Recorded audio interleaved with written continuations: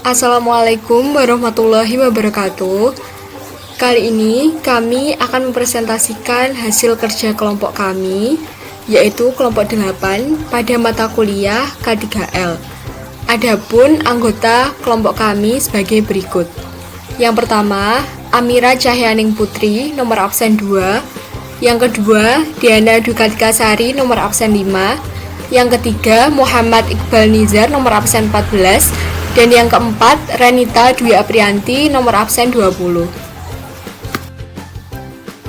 Nah, konten pada presentasi kali ini adalah hand sanitizer dan disinfektan. Untuk bahasan pertama adalah hand sanitizer. Nah, yang dibahas pertama kali dari hand sanitizer adalah pengertiannya. Apa sih hand sanitizer itu? Hand sanitizer adalah produk pembersih tangan berbasis alkohol yang bisa berbentuk gel atau cairan. Produk ini digunakan untuk membersihkan tangan agar bersih dari virus dan bakteri. Walaupun tidak seefektif air dan sabun, hand sanitizer dapat dimanfaatkan ketika kesulitan menemukan air bersih dan sabun untuk mencuci tangan. Beralih ke pembahasan selanjutnya, yaitu bahan hand sanitizer. Seperti yang sudah kita tahu, hand sanitizer dapat membunuh kuman. Hand sanitizer yang efektif membunuh kuman penyakit dan aman untuk kulit adalah yang mengandung setidaknya 60% alkohol dan pelembab kulit. Organisasi Kesehatan Dunia atau WHO memiliki panduan mengenai proses pembuatan homemade hand sanitizer ini.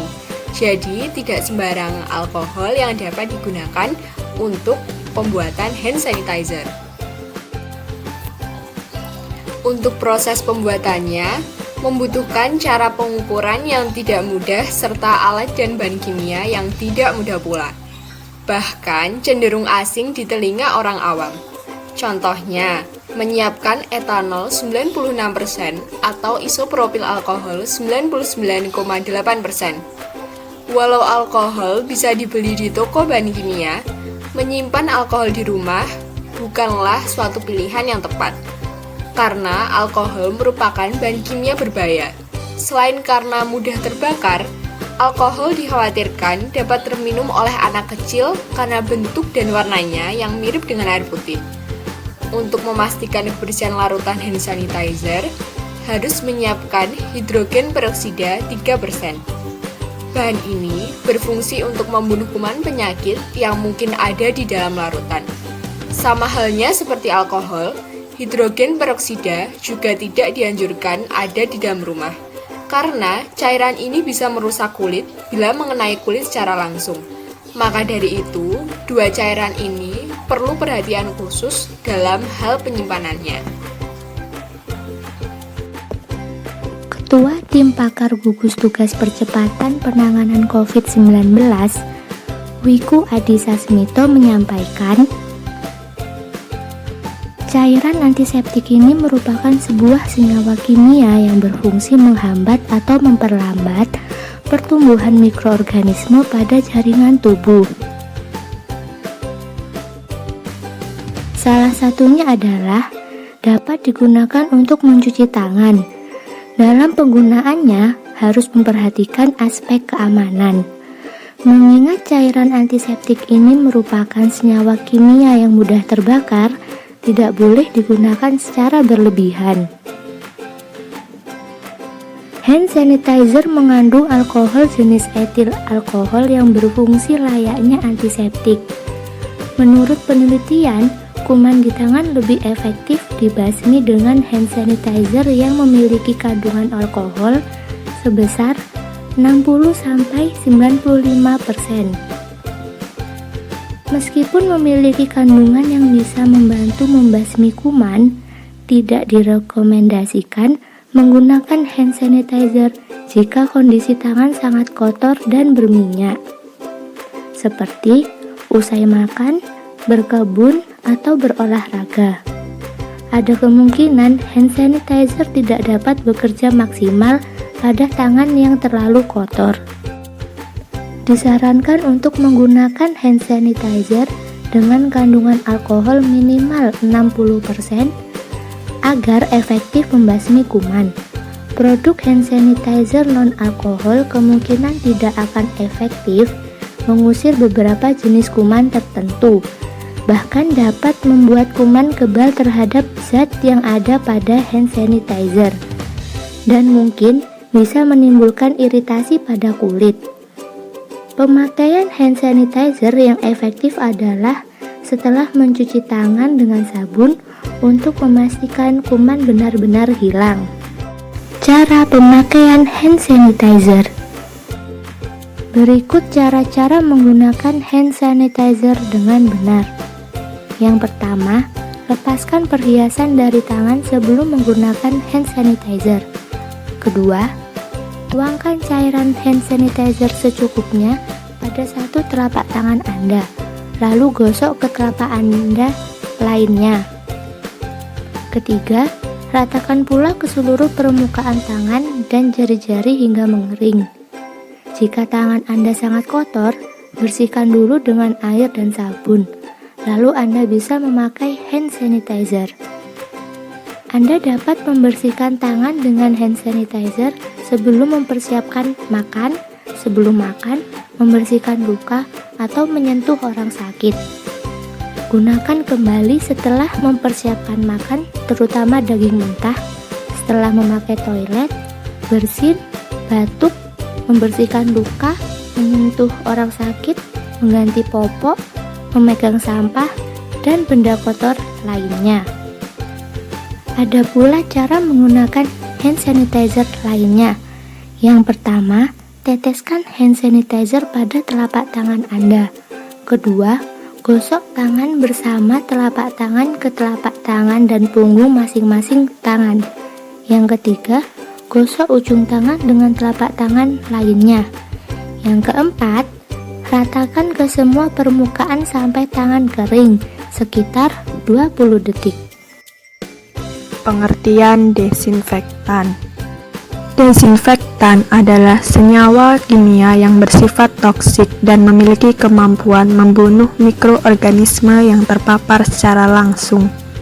Beberapa pihak seperti WHO dan ALMI, Akademi Ilmuwan Muda Indonesia, memperingatkan publik untuk tidak menyemprotkan atau memakai desinfektan secara langsung ke tubuh manusia, karena desinfektan ini banyak mengandung bahan yang sangat berisiko bagi kesehatan.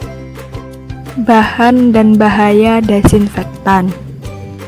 Desinfektan biasanya terbuat dari bahan seperti alkohol, klorin, dan hidrogen peroksida. Bahan-bahan ini bersifat karsinogenik dalam jangka panjang jika terhirup dalam pernapasan manusia. Bahan-bahan ini juga menyebabkan iritasi jika terkena kulit, dan juga dapat menipiskan selaput lendir pada tubuh sehingga terjadi iritasi. Kemudian kuman akan mudah memasuki area tersebut dan menimbulkan peradangan. Bahan yang sering digunakan untuk pembuatan desinfektan selain alkohol, klorin, dan hidrogen peroksida adalah electrolyzed salt water dan juga kloroksilenol, di mana bahan electrolyzed salt water memiliki bahaya yang tidak jauh dengan klorin, sedangkan kloroksilenol berbahaya bagi kulit karena dapat menyebabkan iritasi ringan dan iritasi mata parah, bahkan menimbulkan kematian pada dosis tinggi. Yang pertama, apakah disinfektan boleh mengenai kulit? Jawabannya adalah tidak boleh.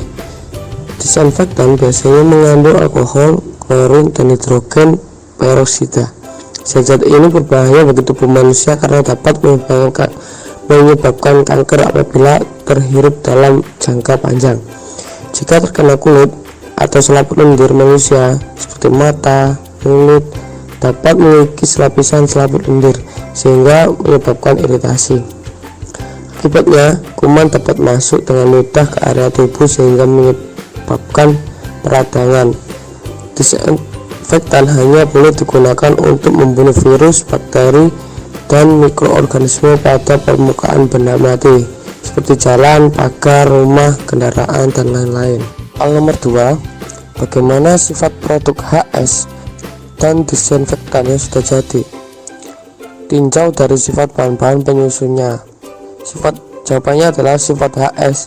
Bahan utama pembuatan produk HS adalah alkohol dengan konsentrasi minimal 60%. HS aman digunakan tapi tidak dianjurkan digunakan secara rutin karena mengandung alkohol dengan konsentrasi lebih dari 60% yang dapat membuat kulit kering dan menyebabkan iritasi. Selama mungkin untuk mencuci tangan, lebih baik mencuci tangan dengan air dan sabun daripada menggunakan HS, karena dengan mencuci tangan virus akan mati dan ikut dengan air. Jika HS, virus mati tapi tetap berada di permukaan. Sedangkan sifat disinfektan yang pertama adalah efektif membunuh virus dan aman untuk benda mati tapi tidak dianjurkan untuk manusia, karena disinfektan mengandung klorin yang dapat membunuh virus dengan kinerja menghambat oksidasi glukosa dalam sel mikroorganisme dengan cara menghambat enzim-enzim yang terlibat dalam metabolisme dan dapat mengiritasi parah saluran pernafasan. Kedua, mengandung etanol yang dapat membunuh virus, tidak korosif tetapi berefek wastik mengiritasi kulit. Yang ketiga, mengandung hidrogen peroksida, dapat membunuh kuman dan virus dengan kinerja mengganggu struktur dan proses sintesis protein dan asam nukleat, dapat menyebabkan keracunan dan mengiritasi kulit. Hal nomor 3, bagaimana cara pembuatannya dan tinjau keamanan saat pembuatan masing-masing produk tersebut. Jawabannya adalah cara pembuatan disinfektan.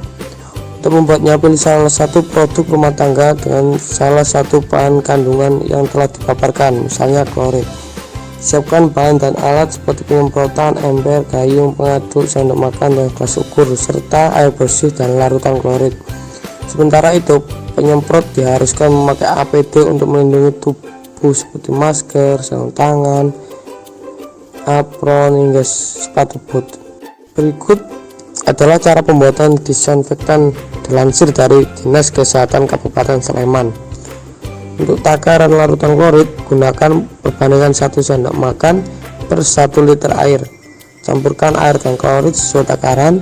Larutan tersebut diaduk sampai tercampur. Masukkan larutan ke dalam sprayer.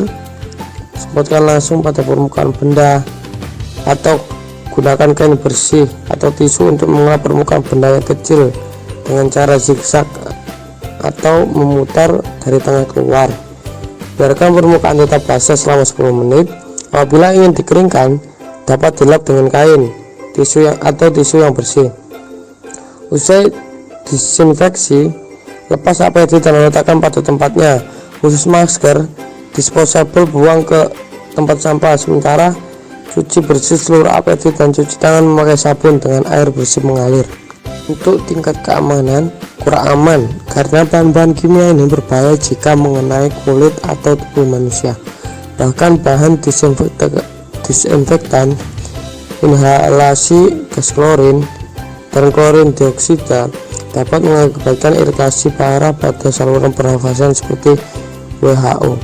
Jika menggunakan larutan hipoklorit pada konsentrasi rendah secara terus-menerus dalam jangka waktu lama, maka dapat mengakibatkan iritasi kulit dan kerusakan pada kulit. Sementara penggunaan pada konsentrasi tinggi dapat mengakibatkan kulit terbakar parah. Walaupun data masih terbatas, inhalasi hipoklorit dapat menimbulkan efek iritasi ringan pada saluran pernafasan. Bahaya dari bahan disinfektan elektrolis salt water tak jauh berbeda dengan klorin dioksida dan larutan hipoklorit. Sedangkan bahan kloroksilenol yang juga digunakan sebagai salah satu disinfektan dapat meningkatkan resiko tertelan atau secara tidak sengaja terhirup. Hasil studi EPA terkait dengan kimia ini pada hewan menunjukkan bahwa kloroksilenol menyebabkan iritasi kulit ringan dan iritasi mata parah bahkan bisa menimbulkan kematian pada dosis tinggi.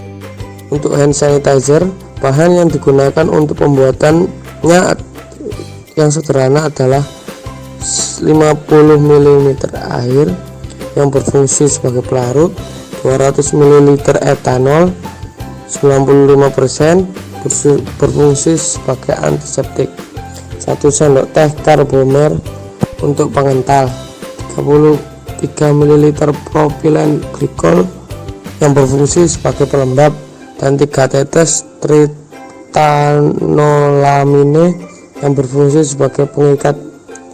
Pembuatannya, pertama campurkan air dan propilen glikol ke dalam wadah bersih sambil dipanaskan dan diaduk. Lalu tambahkan karbomer sedikit demi sedikit sampai temperatur mencapai 80 atau 90 derajat dan semua bahan tercampur dan lalu sempurna. Proses selanjutnya, penambahan tritanolamine agar campuran tersebut berubah menjadi gel. Lalu menambah etanol sedikit demi sedikit ke dalam campuran gel. Tahap ini dilakukan tanpa proses pemanasan untuk menghindari penguapan, dan pengadukan dilakukan selama kurang lebih 15 menit hingga hand sanitizer yang berbentuk gel siap digunakan. Tinjauan keamanan saat pembuatan hand sanitizer. Yang pertama, harus memakai sarung tangan dikarenakan bahan alkohol yang digunakan berkonsentrasi tinggi yang dapat mengiritasi kulit. Yang kedua, harus memakai masker karena bahan tritanolamine atau TEA merupakan zat yang berbahaya dan dapat berubah menjadi racun jika diserap tubuh dalam jangka waktu yang lama. Sekian presentasi dari kelompok kami. Apabila ada kurang lebihnya, kami mohon maaf. Semoga dapat bermanfaat. Terima kasih. Wassalamualaikum warahmatullahi wabarakatuh.